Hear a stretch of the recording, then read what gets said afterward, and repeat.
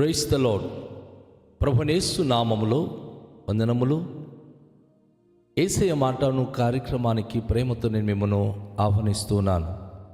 ఈ దినము మార్కు సువార్త 11వ అధ్యాయము 1 నుండి 11 వచనాలను ధ్యానించుకుందాం. వారు యెరూషలేమునకు సమీపించి ఒలివల కొండ దగ్గరనున్న బెత్ఫగే బెతనియా అను గ్రామములకు వచ్చినప్పుడు ఆయన తన శిష్యులలో 2 చూచి, మీ ఎదుటనున్న గ్రామమునకు వెళ్ళుడి, అందులో మీరు ప్రవేశింపగానే కట్టబడి ఉన్న ఒక గాడిద పిల్ల కనబడును. దాని మీద ఏ మనుష్యుడును ఎప్పుడునూ కూర్చుండలేదు. దానిని విప్పి తోలుకొని రండి. ఎవడైనను మీరెందుకు ఇలాగూ చేయుచున్నారని మిమ్మును నడిగిన యెడల అది ప్రభువునకు కావలసి ఉన్నదని చెప్పుడి. తత్క్షణమే అతడు దానిని అక్కడికి తోలి పంపునని చెప్పి వారిని పంపెను. వారు వెళ్ళగా వీధిలో ఇంటి బయట తలవాకిట కట్టబడి ఉన్న గాడిద పిల్ల ఒకటి వారికి కనబడెను. దానిని విప్పుచుండగా అక్కడ నిలిచి ఉన్న వారిలో కొందరు, మీరేమీ చేయుచున్నారు? గాడిద పిల్లను ఎందుకు విప్పుచున్నారని వారిని అడిగిరి. అందుకు శిష్యులు యేసు ఆజ్ఞాపించినట్లు వారితో చెప్పగా వారు పోనిచ్చిరి. వారు ఆ గాడిద పిల్లను యేసునొద్దకు తోలుకొని వచ్చి తమ బట్టలు దానిపై వెయ్యగా ఆయన దాని మీద కూర్చుండెను. అనేకులు తమ బట్టలను దారి పొడుగునను పరిచిరి. కొందరు తాము పొలములలో నరికిన కొమ్మలను పరచిరి. మరియు ముందు వెళ్ళుచుండిన వారును వెనక వచ్చుచుండిన వారును, జయము ప్రభు పేరట వచ్చువాడు స్తుతింపబడునుగాక, వచ్చుచున్న మన తండ్రి అయిన దావీదు రాజ్యము స్తుతింపబడునుగాక, సర్వోన్నతమైన స్థలములో జయము అని కేకలు వేయుచుండిరి.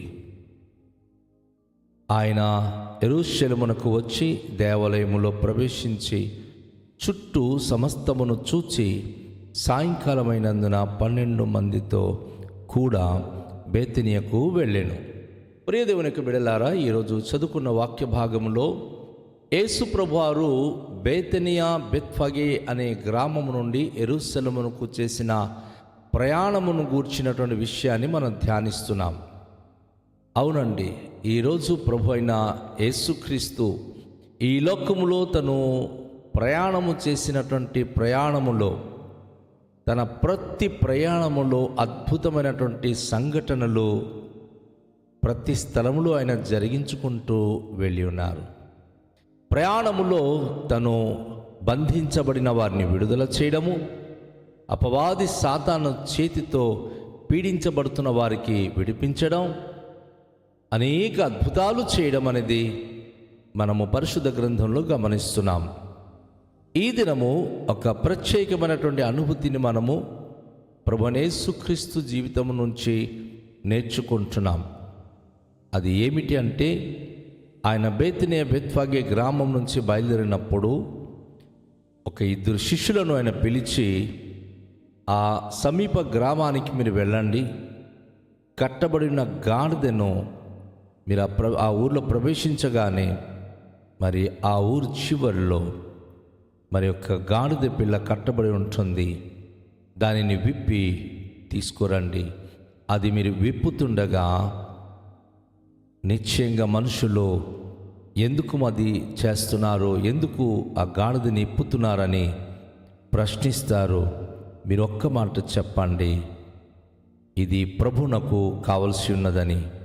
తత్క్షణమే దానిని అక్కడికి తోలి పంపునని వారికి చెప్పి పంపించాడు. దేవునికి ప్రియ బిడ్డలారా, ఈరోజు చాలామంది గాడిద వలె బంధకాలలో కట్టబడి ఉన్నారు. వారికి ఏమీ తెలియదు.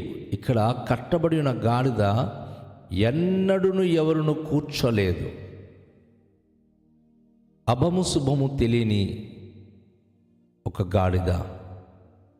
మన జీవితాల్లో కూడా చాలామందికి ఏమీ తెలియదు, కానీ మన బంధకాలలో పడిపోయి విడువబడక కుములుతూ జీవిస్తున్న స్థితి ఉంటూనే ఉంటున్నాయి. అయితే చాలాసార్లు సేవకులు వచ్చి ఇప్పి వారిని ప్రభు వైపు నడిపించాలనుకున్నప్పుడు ఆ ఇంటివారు కానీ గ్రామస్తులు కానీ మత ప్రచారాలు చేయొద్దు, దేవుని గురించి చెప్పవద్దు అని ఆ విడుదల రక్షణ సందేశాన్ని అడ్డుకుంటున్నారు. అయితే వారు మన ప్రభువుకు కావలసినదన్న సంగతి వారికి మనం తెలియచేయాలి. ఖచ్చితంగా అది దేవునికి అవసరము అని వారి మనస్సులో అది తెలిసినప్పుడు వారు దానిని పంపివేస్తారు. ఆ గాడిదను వారు పంపడానికి ఇష్టపడ్డారు. ఆ గాడిద పిల్లను వారు తోలుకొని ప్రభువైన యేసు దగ్గరికి తీసుకొచ్చిన తర్వాత అక్కడ ఏం జరుగుతుంది అంటే, అక్కడ ఉన్నటువంటి ఆ వ్యక్తులు దానిపైన బట్టలను వేసి యేసు ప్రభువును దానిపైన కూర్చుండబెట్టారు. చాలామంది దారి పొడవునా అనగా బేతనియా బెత్ఫగే నుండి యెరూషలేము వరకు ఆ దారి పొడవునా వారు తమ తమ బట్టలను పరిచి, కొందరైతే తమ పొలములో నరికిన కొమ్మలను ఆ రోడ్డుపైకి తీసుకొచ్చి పరిచి, వారు బిగ్గరగా ఒక మాట అంటున్నాడు. వారు చాలా కేకలు వేసి ఒక పదమును వాడుతున్నారు. ఏమిటి అంటే, ముందు ఉన్నవారు వెనుకున్నవారు తన చుట్టూ మ్రోగిన వారు ప్రభువు పేరిట వచ్చువాడు స్తుతింపబడును గాక. వచ్చుచున్న మన తండ్రి అయిన దావీదు రాజ్యము స్తుతింపబడును గాక. సర్వోన్నతమైన స్థలములో జయము అని కేకలు వేసిరి. 3 విషయాలు ఇక్కడ ఆ ప్రజలు కేకలు వేయడం మనం గమనిస్తున్నాం. మొట్టమొదటి విషయం ఏమిటంటే, ప్రభు పేరిట వచ్చువాడు స్తుతింపబడును గాక. వస్తున్నటువంటి ఈ యేసు ప్రభు వారు వచ్చేది గాడిద పైన కూర్చుని వచ్చినప్పటికీ ఆయన ఆర్డినరీ పర్సన్ కాదు. ఎందుకంటే ఆయన ప్రభు పేరిట వచ్చుచున్నవాడు. గమనించండి, మన ప్రభుకు ఎప్పటికి కూడా మనము స్తుతించాలి. మన ప్రభు పేరిట వచ్చేవానికి మనము ఘనపరచాలి, గౌరవించాలి. ఎంతమంది ఈరోజు దేవుని పేరిట వస్తున్న దైవజనులకు మీరు గౌరవిస్తున్నారు? ఎంతమంది ప్రభు పేరిట యథార్థంగా మీ మధ్య సేవ చేస్తున్నటువంటి సేవకులకు సన్మానిస్తున్నారు? నా ప్రియ సహోదరి సహోదరుడా, యెరూషలేము మార్గంలో ఆ రోజు యేసు ప్రభు గాడిద మీద కూర్చొని ప్రయాణము చేసినప్పుడు అనేక మంది గట్టిగా కేకలు వేస్తూ చెప్తా ఉన్నారు, ప్రభువు పేరిట వచ్చువాడు స్తుతింపబడును గాక. అవును, ప్రభు పేరిట వచ్చుచున్నవాడు ఎవరు? ఆయన ప్రభు అయిన యేసుక్రీస్తు. ఆయనకు స్తుతి చెల్లించవలసిందే. నా నిమిత్తము నేను నిర్మించిన నా జనులు నా స్తోత్ర ప్రచురము చేయుదురని దేవుడు ప్రవక్త యెషయా ద్వారా తెలియచేశాడు. అవును, ఇప్పుడు ప్రభు పేరట దేవుని తండ్రి అయిన దేవుని పేరట అద్వితీయ కుమారుడుగా వచ్చుచున్న వానికి ఆ దారి పొడవున ఉన్న మనుషులందరూ జనాలందరూ స్తుతిస్తున్నారు. రెండోదిగా, వచ్చుచున్న మన తండ్రి అయిన దావీదు రాజ్యము స్తుతింపబడును గాక. ఈ ప్రపంచం బైబిల్ చరిత్రలో అన్యజనంగాని అణగద్రొక్కి అణగారిన జనంగానికి లేవనెత్తి అద్భుతంగా సంరక్షణ కలిగించి ఏకఛత్రాధిపతిగా పరిపాలించిన రాజు అంటూ ఎవరు ఉన్నారంటే అది కేవలము దావీదు మహాభక్తుడు.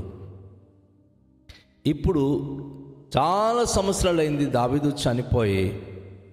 అయితే ఆయన పేరిట వచ్చుచున్నటువంటి ఈ ప్రభు అయిన యేసుక్రీస్తు దావీదు రాజ్యమును స్థాపించడానికి వస్తున్నాడు. అనగా నీతి, న్యాయము, ధర్మము జరిగే రాజ్యము దావీదు రాజ్యము.